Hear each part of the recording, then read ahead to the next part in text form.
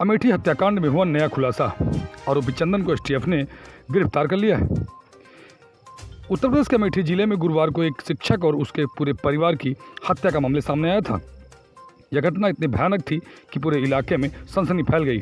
शिक्षक सुनील भारती, उनकी पत्नी और उनके 2 छोटे बच्चों की घर में घुसकर बेरहमी से हत्या कर दी गई थी।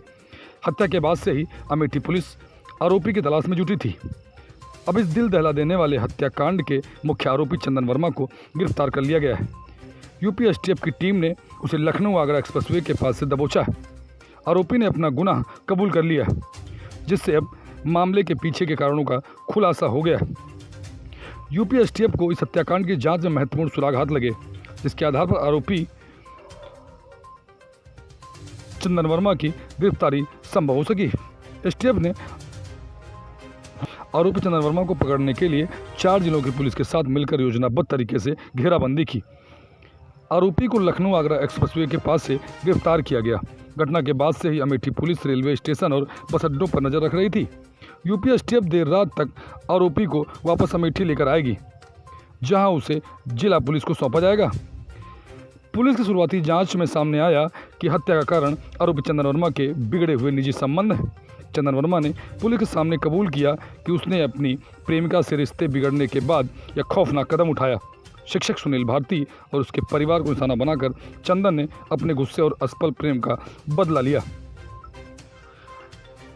बताया जा रहा है कि चंदन ने अपने 2 दिन पहले अपने व्हाट्सएप में एक बायो लगाया था, जिसमें उसने कहा था कि 5 लोगों की मौत होने वाली है।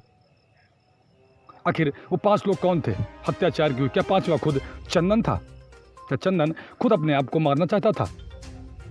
आखिर क्यों लगाई बायो में उसने ऐसी स्टोरी? फिलहाल चंदन जो पुलिस की गिरफ्त में है। सर, जघन्य हत्याकांड है ये। आप यहाँ पे आए हैं अपने परिवार से, क्या निकल कर आए, क्या बात? नहीं, जो मेरी जानकारी में है कि इन लोगों ने उसकी शिकायत पुलिस में किया था, एफआईआर भी दर्ज कराई थी। उसके बाद भी पुलिस ने उस पर कोई कार्रवाई नहीं लिया, पुलिस ने कोई संज्ञान नहीं लिया। और अगर पुलिस संज्ञान लेती, पुलिस कार्रवाई करती, तो आज ये परिवार उजड़ने से बच जाता। आज ये मासूम बच्चे, 1.5 साल के बच्चे को गोली मारी गई, 6 साल की बिटिया को मारी गई। मैं समझता हूँ कि पूरा परिवार सुरक्षित रहता और परिवार बच जाता। ये पूरी तरीके से जो योगी बोल रहे हैं कि 0 टॉलरेंस की सरकार है, ये पूरी तरीके से जंगल राज चल रहा है और माफियाओं का, अपराधियों का कब्जा हो रखा है इस सरकार पे। अपने परिजनों से बात की होगी, सांत्वना दी होगी, कुछ उनकी मांग या कुछ वैसा? नहीं, मांग इनकी सीधे न्याय मिलना चाहिए, पर न्याय देख रहे हैं कि पहले भी एफआईआर दर्ज कराई, उस पर कोई कार्रवाई नहीं हुई। जब कार्रवाई नहीं हुई तो अपराधी का मन बढ़ा है, वो अपने तरीके से अंजाम दे दिया घटना को। ये पूरा परिवार आज बहुत ही भयभीत है, डरा हुआ है। और हम सबके नेता आदरणीय राहुल जी ने भी वार्ता की है। राहुल जी भी आने वाले हैं। आदरणीय शर्मा जी सुबह से ही डटे हैं, केएल शर्मा जी।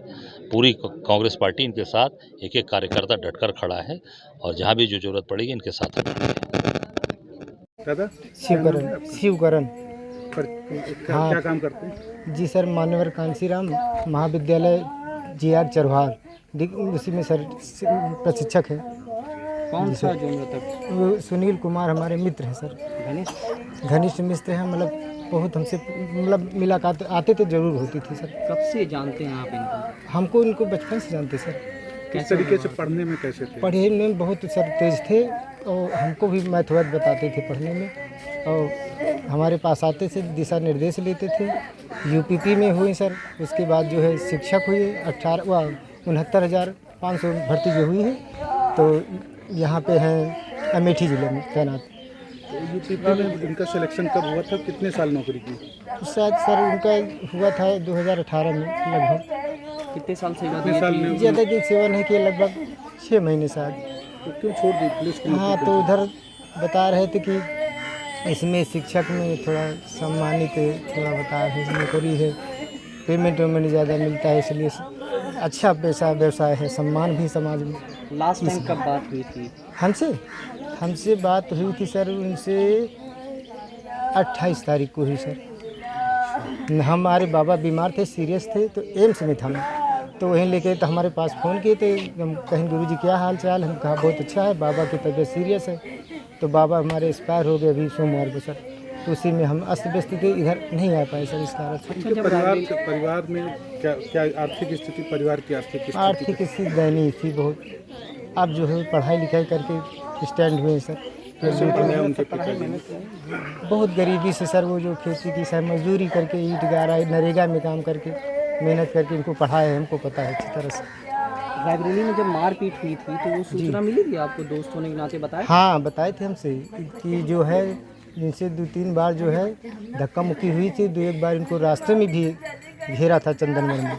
तो कहीं गुरुजी ऐसी सी बात है, हमसे बताए क्या करे। तो हम कहा भाई कोतवाली में एप्लीकेशन दियो, गदागंज थाने में, मखदूमपुर चौकी पे हर जगह दिए। तुमसे बता रहे गुरुजी हमें लिए बहुत खतरा है, जान की मान की धमकी देता है। तो क्या दबंग प्रवृत्ति का था क्या? हाँ दबंग प्रवृत्ति का था सर। कभी गांव में भी आया कोई आपसे नहीं, मुलाकात हुई? हमसे मुलाकात हमसे नहीं हुई, लेकिन बताया कि आया है। सुनील को बता रहे थे, लेकिन हमसे मुलाकात उनसे नहीं हुई। सुनील को डर था इस बात का कि हाँ डर था सर, बहुत डर था। कई बार हमसे बताएंगे, कई बार फंटी वल्टी लेकर उनको हम टिकाई के पास में जो है घेराव किया था, 2-3-4 लड़के लेकर। पुलिस को सूचना देने की कोई कार्रवाई हुई थी? नहीं हुई कार्रवाई, कोई नहीं हुई। इधर दिखाओ मेरी तरफ। सर इस घटना को आप किस तरह से देखते हैं? जाइए यार, ये बड़ा जघन्य अपराध है। पहली बार लगा रहे तो क्योंकि ये मैं कल से इस परिवार के संपर्क में हूँ, इनके पिताजी के संपर्क में हूँ। हमारे कार्यकर्ता रिंकू जी से कल मेरी बात हुई थी, उनके पिताजी से मैं लगातार टच में हूँ। तो उनके पिताजी ने भी कुछ चीज़ें बताई जो आप ही लोग बता रहे हो कि एक FIR हुई थी वहाँ पे। तो उसका भी मैंने DM अमेठी से बात किया था कि भाई ये भी एक देखिए, इस एंगल से भी देखिए, कोई और एंगल भी है इसके अंदर तो उसको भी देखिए। पुलिस इन्वेस्टिगेशन कर रही है, उनका इन्वेस्टिगेशन आ जाए कि उनका क्या कहना है। लेकिन ये अपने आप में कानून व्यवस्था जो बिगड़ रही है यूपी में, उसका एक उदाहरण है। क्योंकि सरकार अपनी पीठ तो थपथपा रही है कि हमारे यहाँ बहुत बेहतर कानून व्यवस्था है। अगर बहुत बेहतर कानून व्यवस्था है तो ऐसे अपराध क्यों हो रहे हैं, ऐसी घटनाएं क्यों हो रही हैं, ये मेरा कहना है। राहुल जी से क्या बात हुई? राहुल जी से बात हुई, मैंने उनको घटनाक्रम की जानकारी दिया। तो उन्होंने कहा कि ठीक है आप जाइए वहाँ पे, क्योंकि घटनाक्रम मेरे संसदीय क्षेत्र में हुआ है। राहुल जी के संसदीय क्षेत्र के रहने वाले हैं, तो ये दोनों संसदीय क्षेत्र गांधी परिवार के ही हैं एक तरह से। तो उन्होंने मेरे को निर्देश दिए हैं, तो मैं उसी के तहत कल से ही इस परिवार के संपर्क में हूँ। पोस्टमार्टम के लिए मैंने DM साहब से कहा था कि जल्दी से जितना हो जाए, खैर उन्होंने किया। तो अभी पुलिस जांच कर रही है, लेट द जांच रिपोर्ट आने दीजिए, फिर उसके बाद देखते हैं क्या। ठीक है, धन्यवाद। आपका राम गोपाल, दादा कहाँ के रहने वाले हैं? सुदामापुर, थाना गदागंज, तहसील जो ऊंचाहार। दादा क्या घटना हुई है और कौन थे आप लोग? हमारे जो है वो जिसको मारा गया था, हमारा लड़का छोटा, क्या नाम है उनका? सुनील कुमार। क्या हुआ है दादा, पूरी बात हैं? पूरी बात बताइए, क्या हुआ? अब साहब हुआ क्या, जो हम तो यहाँ मजूरिया आदमी हैं, वहाँ ड्यूटी पे रहे हैं। अब ड्यूटी पे आए हैं, अब वहाँ पे कमरे में मारा गया है कि स्कूल में मारा गया है, तब हमको जानकारी जब नेट पर मिला है तो अब हम तो वहाँ आट ही नहीं पाए। क्या जानकारी मिली दादा? आए कि मतलब हमारे बहुरिया का और बेटी को सबको मार दिया गया है। हाँ, सुनील इससे पहले क्या करते थे? उससे पहले जो है वहाँ पे जो अपना ईंटा पाथते थे, ठेके से जो अपना घर द्वार मकान बनवाते थे। आए नरेगा करते थे, और नरेगा करने के बाद फिर उसने जो अपने दुकान खोल लिया और पढ़ाई भी करता था। दुकान खोलने के बाद अपना रोजी रोटी कमाता था। जब रोटी कमाता था, पढ़ता भी था, और पढ़ने के बाद जो उसने अपना पुलिस की नौकरी जो है फार्म भरा था। अब उसको फार्म को जो है नहीं आया, फिर मैंने उसको दोबारा पढ़ाने लगे तो उसने मास्टर हो गया। मास्टर होने के बाद जब उसने पढ़ गया, नौकरी भी ज्वाइन की थी क्या उन्होंने? हाँ, पुलिस की नौकरी 1 साल ज्वाइन किया, उसके बाद छोड़ दिया था। उसको रिजाइन दे दिया था। तो उसके बाद कोर्ट चला गया था उसका फार्म। तो ये कहने कि पापा क्या करी, हम कहा बेटा क्या करने के, 1-2 साल बाद मिलबे करी नौकरी। तो साहब जो है उसने जब पुलिस वाली नौकरी फिर आ गई थी, तो कहने पापा पुलिस की नौकरी ज्वाइन कर ली। हम कहा साहब तुमने ज्वाइन कर लियो।